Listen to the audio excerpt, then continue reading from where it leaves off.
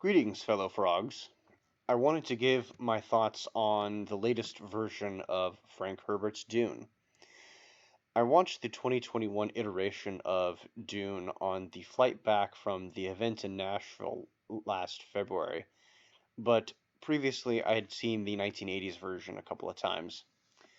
Allow me to say that this was an astounding film, and it's one of the better ones I've seen come out of Hollywood in years. To describe my reaction, I literally had the deepest sense of feeling and purpose instilled thanks to this film, and it spawned my poetic article about it on my Substack, which was related to the event, and which I will link in the show notes for you. You might say it was simply the state of exhaustion, both physical and mental, from attending the event. You might say that it was the altered state of consciousness one has whilst imbibing copious amounts of alcohol and caffeine all weekend, in addition to the sleep deprivation. Well, I believe that there was a genuine feeling, and despite the hectic schedule I had subjected myself to, um, in fact, I would not be exaggerating when I say that this was probably the most spiritually moving few days that I'd ever experienced, and this movie was certainly part of that experience. I even watched it a second time after I got home from the event with one of my IRL friends in order to gain his analysis as well. So, other than what I've just said, what else about this rehash of an outlandish sci-fi tale was so striking? Well, the visual aspect was impressive. Every scene was aesthetic. And I mean that absolutely unironically. Every frame is a work of art, which, if you took a screenshot, could be used as a desktop for your computer or framed and placed in some kind of art museum. The utilization of contrast, color, the simplicity in design, everything was superb. I was very hesitant to watch this, and I had very mixed feelings given Hollywood's recent record of woke tinkering in movies, so this was a welcome change. Furthermore, there is a certain uh, aesthetic, especially in the beginning of the movie, with the soldiers in ranks with flags and peaked caps that, shall we say, might remind you of certain events of yesteryear, which I found very entertaining. Ever present as well is the positive depiction of religion and of masculine forms of military virtue.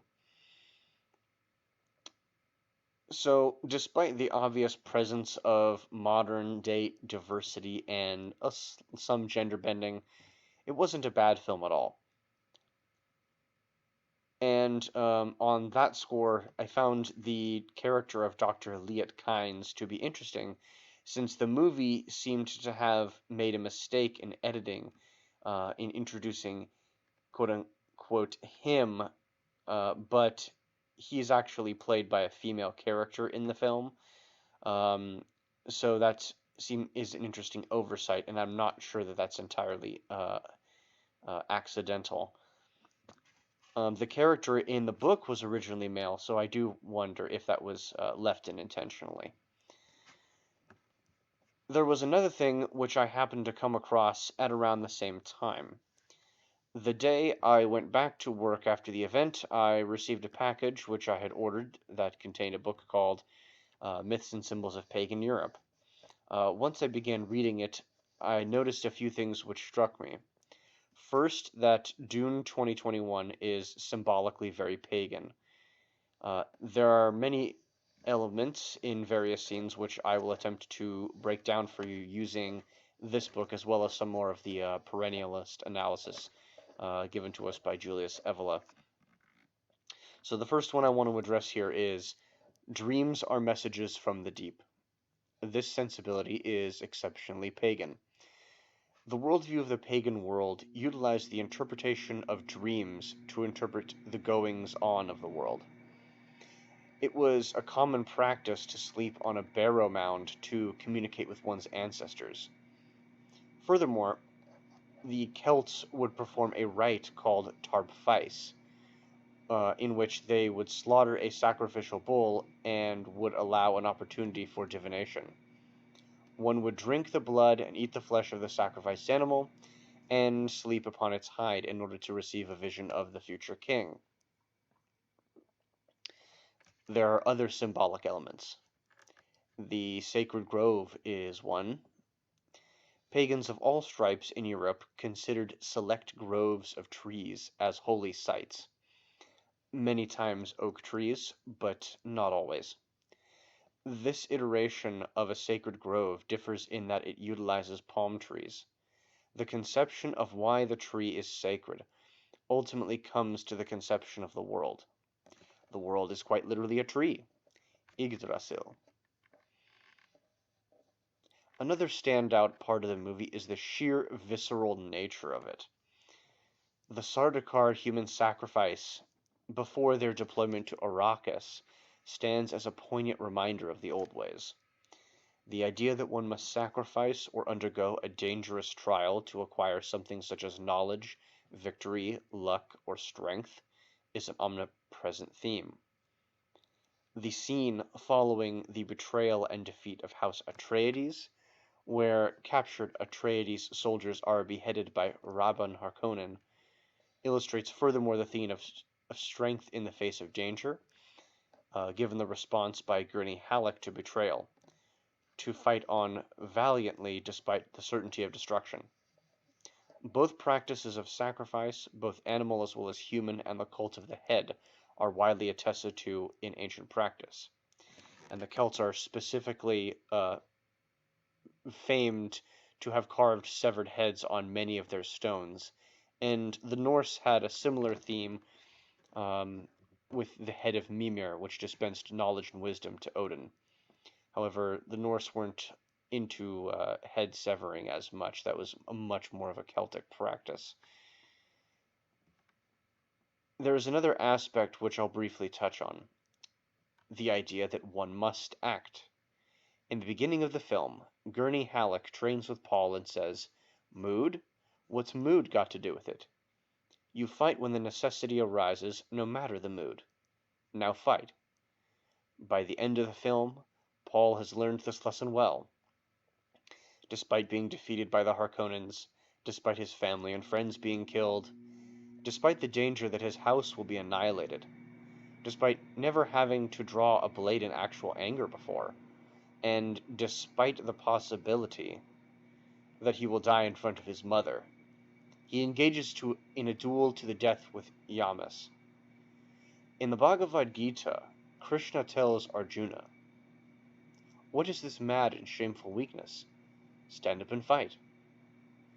And he explains that victory and defeat are the same. Act, but do not reflect on the fruit of the act. Seek detachment, and fight without desire. Do not withdraw into solitude. Renunciation is not enough. You must act, but action mustn't dominate you. In the heart of action, you must remain free from all attachment. When questioned by Arjuna how this can be put into practice, Krishna replies, "You must learn to see with the same eye a mound of earth and a heap of gold, a cow, a sage, a dog, and the man who eats the dog." There's another intelligence, beyond the mind.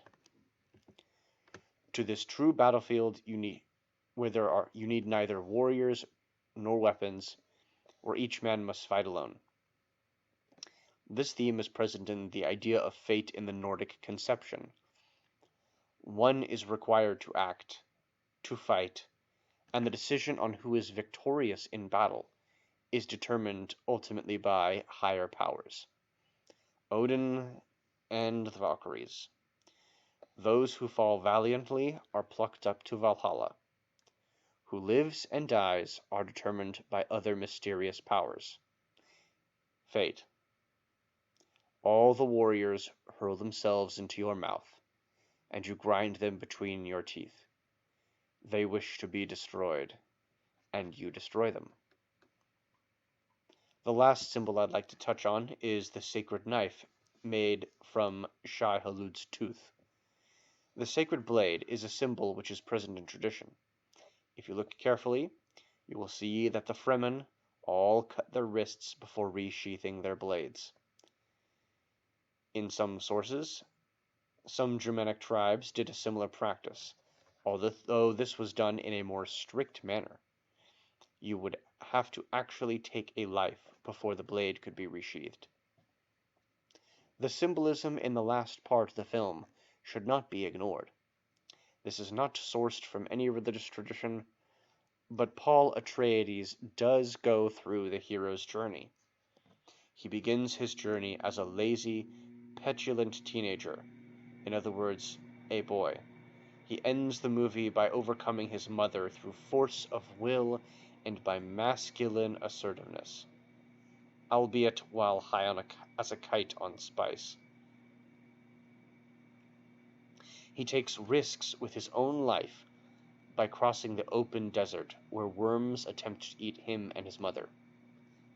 Thus does he overcome his mother. When he arrives at the Fremen, he is forced to engage in a duel to the death by Yamas. To understand oneself, one must have an opponent to test oneself against. He must engage for the first time in a fight with real stakes by taking on a more experienced and aggressive fighter and best him in single combat.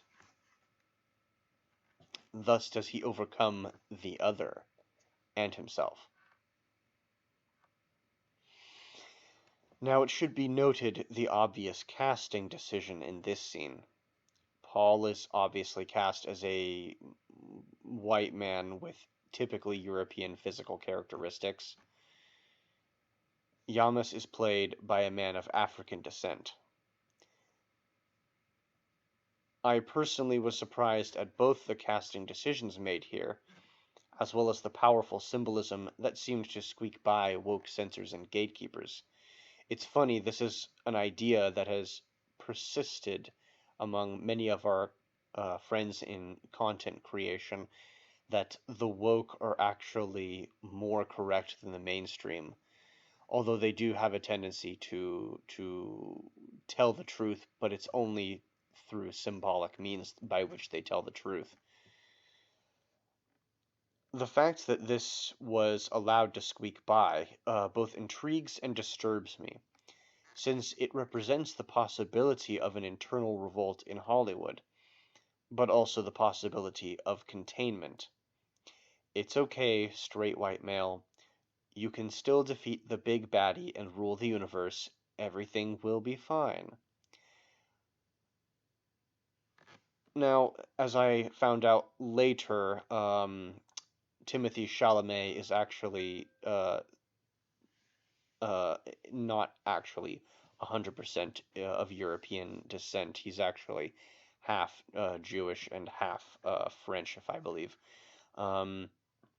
So that's something where I guess Hollywood would allow that. However, my feeling on this is corroborated because most of the characters in authority positions in the movie are white.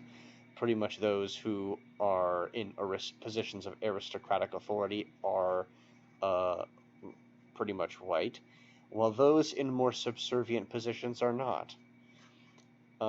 This Eurocentric aristocratic sensibility amidst multicultural diversity plays well with the current set of rulers and does speak directly to their tastes.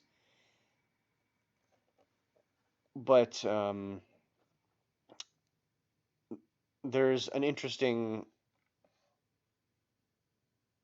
thing with this, in that they are giving us a glimpse, possibly, of what the future might hold for us.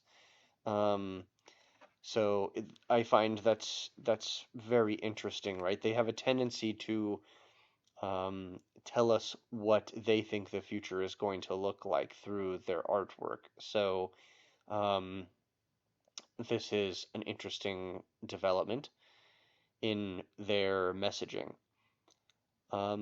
However, There is a tension throughout the film, given the Dune storyline of betrayal and reversal, decline, rebirth, and vengeance.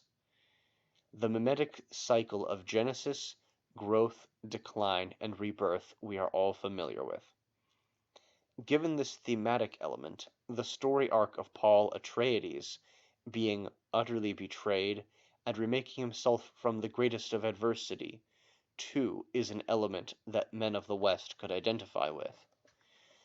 For this reason, I do not believe that this film is simply containment. I do not view the casting choices, symbolism, and thematic elements taken together as coincidence.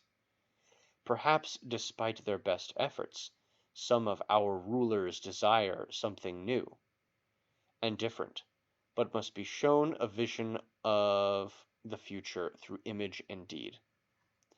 There is something there which calls out for a rebirth from the ashes, and by the gods old and new, we shall achieve it.